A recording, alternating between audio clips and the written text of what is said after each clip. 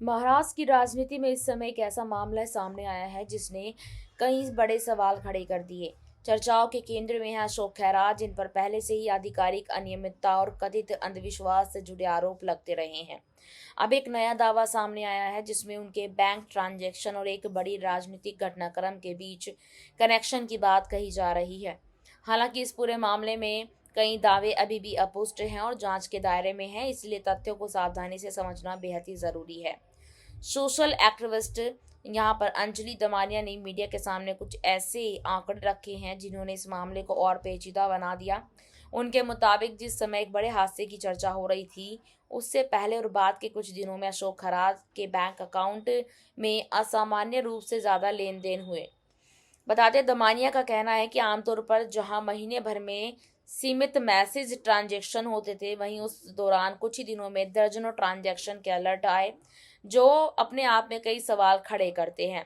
बताया जा रहा है कि 3-4 दिनों के भीतर एक सहकारी संस्था या क्रेडिट सोसाइटी से जुड़े करीब 60 से ज़्यादा मैसेजेस अशोक गहलोत के फ़ोन पर आए और इनमें अलग अलग तारीखों पर बड़ी संख्या में लेन देन की जानकारी सामने आई है और जो सामान्य पैटर्न से काफ़ी अलग थी। यही वजह है कि अब इन ट्रांजैक्शन को लेकर संदेह और गहराता जा रहा है। इसके साथ ही यह भी आरोप लगाए गए कि अशोक गहलोत ने कई लोगों के नाम पर बैंक अकाउंट खोल रखे थे और उनमें खुद को नॉमिनी बनाया था। इतना ही नहीं, कुछ खातों में करोड़ों रुपए के लेन देन की बात भी सामने आई, जिससे यह मामला और गंभीर हो गया। इन सब तथ्यों के आधार पर सवाल उठ रहे हैं कि क्या यह सिर्फ आर्थिक अनियमितता का मामला है या इसके पीछे कोई बड़ा नेटवर्क काम कर रहा है। इस पूरे विवाद में राजनीतिक एंगल भी तेजी से जुड़ता जा रहा है।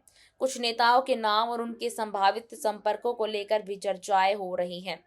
हालांकि अभी तक इन दावों की आधिकारिक पुष्टि नहीं हुई है और ना ही किसी एजेंसी ने इस कनेक्शन को स्पष्ट रूप से स्वीकार किया। यही कारण है कि इस मामले को लेकर सावधानी बरतना जरूरी है।